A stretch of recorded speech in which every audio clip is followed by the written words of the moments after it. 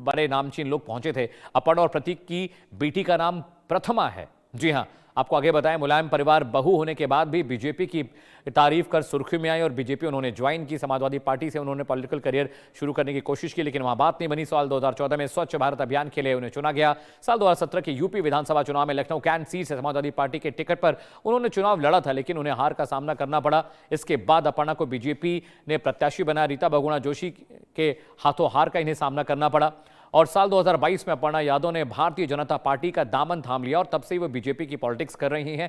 भगवा की बात करती हैं, योगी आदित्यनाथ की यदा कदा तारीफ भी करते हैं। आपने सुना होगा, वर्तमान में अपर्णा यादव यूपी राज्य महिला आयोग के उपाध्यक्ष का पदभार संभाल रही है। जिम्मेदारी उनको दी गई है। अरविंद सिंह बिष्ट और लखनऊ नगर निगम में अधिकारी रहे एमबी जो बिष्ट थे, ये उनकी बेटी हैं। तो देखिए, प्रतीक यादव ने किस तरह से सोशल मीडिया पर आकर अपनी जो व्यक्तिगत निजी लड़ाई थी उसका ऐलान किया है और उन्होंने लिखा है कि अपर्णा यादव एक स्वार्थी महिला है, उन्हें सिर्फ अपना हित दिखाई देता है। उन्होंने कहा कि इस महिला से शादी कर मैं पछता रहा हूं।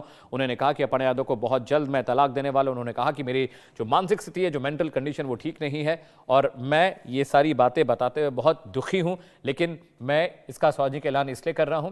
I am not going to divorce this selfish lady women as soon as possible. वो कह रहे हैं कि इस स्वार्थी महिला को मैं बहुत जल्दी तलाक देने जा रहा हूं।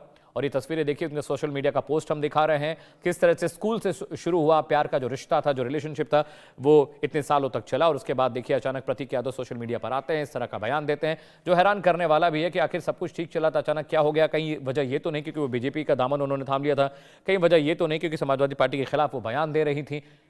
और जो भी वजह हो, आने वाले वक्त में ये और क्लियर हो जाएगा कि आखिर अपर्णा यादव को तलाक प्रतीक यादव क्यों दे रहे हैं। जी हां, खबरों में आगे बढ़ते हैं। इस वक्त बड़ी खबर आ रही है, उसका रुख करते हैं। यूएई के राष्ट्रपति के साथ पीएम मोदी की बैठक शुरू हो चुकी है। दोनों नेताओं के बीच कई मुद्दों पर चर्चा हुई है, हाई लेवल चर्चा हुई है, कई दस्तावेजों का आदान प्रदान हुआ है। बैठक में लेटर ऑफ इंटेंट पर साझेदारी बनी है। रणनीतिक रक्षा साझेदारी के लिए भी सहमति बनी है। गुजरात में निवेश को लेकर सहमति बनी है। धोलेरा निवेश क्षेत्र में यूएई की भागीदारी पर बातचीत हुई है।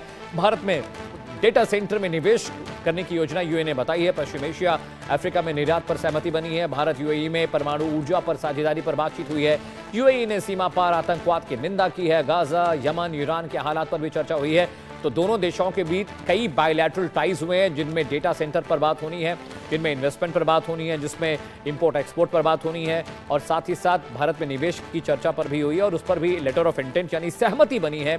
और प्रधानमंत्री नरेंद्र मोदी ने आज खुद प्रोटोकॉल तोड़ते हुए उन्हें रिसीव करने के लिए एयरपोर्ट पहुंचे थे, उन्हें गले लगाया, उनका रेड कार्पेट स्वागत किया गया, अपनी गाड़ी में बिठाकर उनको प्रधानमंत्री आवास पर लेकर। तस्वीर उसी वक्त की है जब दोनों नेताओं के बीच मुलाकात हुई, बातचीत हुई। ईरान के मसले पर डिस्कशन जरूर हुआ है क्योंकि खाड़ी देशों में, मिडिल ईस्ट में जिस तरह का तनाव है, उसे देखने के बाद ऐसा लगता है कि ईरान के मसले पर जरूर बातचीत और बैठक को। इस बीच अगली बड़ी खबर का रुख करते हैं। बैठक में आतंकवाद का भी मुद्दा उठा है, ये भी ब्रेकिंग न्यूज आ रही है। यूएई ने सीमापार आतंकवाद की निंदा की, जिससे पाकिस्तान इन्फ्लेशन कर रहा है।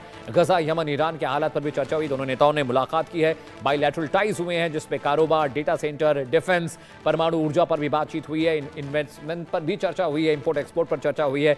सऊदी एक बड़ा एक्सपोजर भारत में इन्वेस्टमेंट करने जा रहा है। भारत भी सऊदी के साथ ऑलरेडी उनसे क्रूड हम इंपोर्ट करते रहे हैं, उनको हम खाद्य पदार्थ भेजते रहे हैं और सऊदी भारत का एक अच्छा मित्र देश है, मित्र राष्ट्र है। कुछ दिन पहले अभी प्रधानमंत्री नरेंद्र मोदी भी सऊदी अरब के दौरे पर गए थे। उसके बाद वहां से आने के बाद भी कई साझा कार्यक्रमों का ऐलान किया गया, बायलैटरल टाइज का ऐलान किया गया और दोनों मुल्कों के बीच कई सारे मसलों पर दस्तखत हुए हैं, कई सारे अग्रीमेंट हुए हैं, कई चीज़ें साझा की गई हैं और वो तमाम पॉइंटर्स हम आपको बता रहे हैं। लेकिन सबसे अहम है कि ईरान पर चर्चा हुई है और पाकिस्तान की ओर से जो आतंकवादी गतिविधियां भारत की सीमा में हो रही है, जो इन्फिल्ट्रेशन हो रहा है, उसे भी लेकर दोनों नेताओं के बीच गुफ्तगू बातचीत हुई है। प्रधानमंत्री नरेंद्र मोदी काशी का एक पोस्टर उन्हें दिखा रहे, एक काशी के घाटों की एक इमेज थी, एक बड़ा पोस्टर था जो दिखाते हुए दिख रहे हैं और बातचीत कर रहे हैं दोनों नेता। और आज दोपहर में जब जायद साहब पहुंचे थे यहाँ पर इंडिया, तो उनको खुद रिसीव करने के लिए प्रधानमंत्री नरेंद्र मोदी गए, उन्होंने उन्हें गले लगाया, रेड कार्पेट स्वागत किया गया। और देखिए, ये प्रधानमंत्री निवास की तस्वीरें हम आपको दिखा रहे हैं, जहां पर दोनों नेताओं ने बहुत लंबे वक्त तक बातचीत की, गुफ्तगू की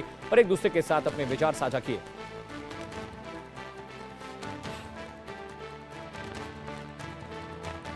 और खबरों में आगे बढ़ते हैं। यूपी में अगर अभी विधानसभा चुनाव हुए तो जनता किसको पसंद करेगी, इस पर इंडिया न्यूज ने अलग अलग शहरों से एक्सक्लूसिव रिपोर्ट और सर्वे किया है। क्योंकि वैसे तो यूपी में 2027 में विधानसभा चुनाव होंगे, लेकिन अभी से चुनावी सरगर्मी तेज है। क्योंकि हाल ही में ब्राह्मणों और ठाकुर विधायकों की मीटिंग के बाद एसपी का ब्राह्मणों को ऑफर और फिर मायावती ने भी ब्राह्मणों को अपनी पार्टी में साथ आने का ऑफर दिया है, उस पर भी चर्चा हो रही है। जिससे लगता है कि इस बार यूपी मायावती भी अपने पुराने अंदाज में दिख रही है, यानी उन्होंने कमर कस ली है। 27 का रण कैसा होगा, इस रिपोर्ट के जरिए देखिए।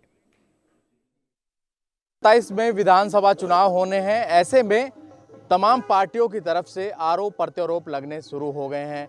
अखिलेश यादव की तरफ से कहा जा रहा है कि बेरोजगारी बढ़ी है, पूरे उत्तर प्रदेश में क्राइम बढ़ा है, तमाम इस तरीके की बातें कही जा रही हैं। ऐसे में गाजियाबाद की जनता क्या सोच रही है वो हम जान लेते हैं।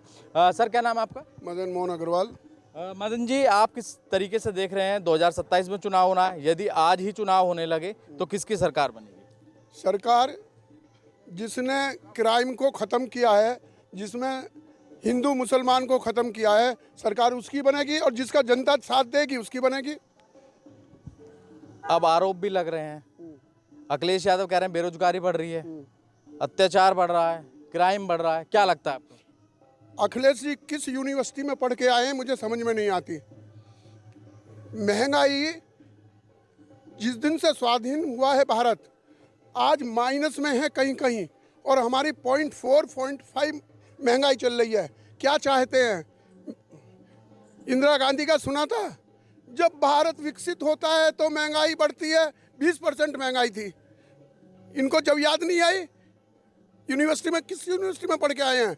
अत्याचार की बात है, जब यहाँ पर अत्याचार होते थे तब जो पीटता था उसको हवाई जहाज से बुला के लखनऊ सम्मानित किया जाता था।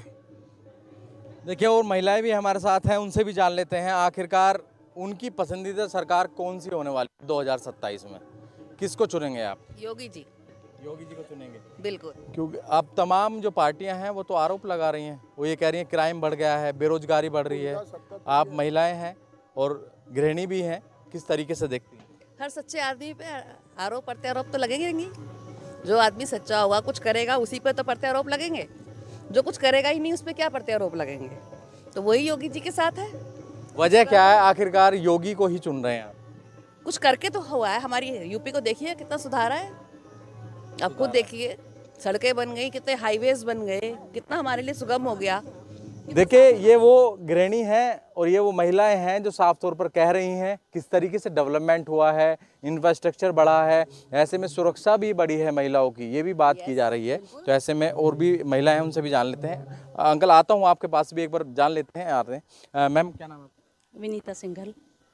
विनीता जी, आप किस नज़रिए से देख रहे हैं, यदि आज ही चुनाव होने लगे तो किसको चुनेंगे, किसकी सरकार बनने वाली? योगी जी। योगी जी की। हाँ जी। क्या वजह है आखिरकार योगी जी को चुन? है, योगी जी के आने से पहले रोज़ दंगे फसाद होते थे, रोज़ लड़ाइयाँ होती थी, और उनको कभी पनिशमेंट भी नहीं मिला। जो लड़ाइयाँ करते थे, इतनी मर्डर हो रहे हैं, हत्या हो रही हैं, सब कुछ बहुत मतलब ना के बराबर हो गया है। अब महिलाएं सुरक्षित हैं, सबको सुविधाएं मिल रही हैं हर तरह की। अम्मा जी क्या कह रही हैं, क्या बता रही हैं योगी जी के लिए? क्या उन्होंने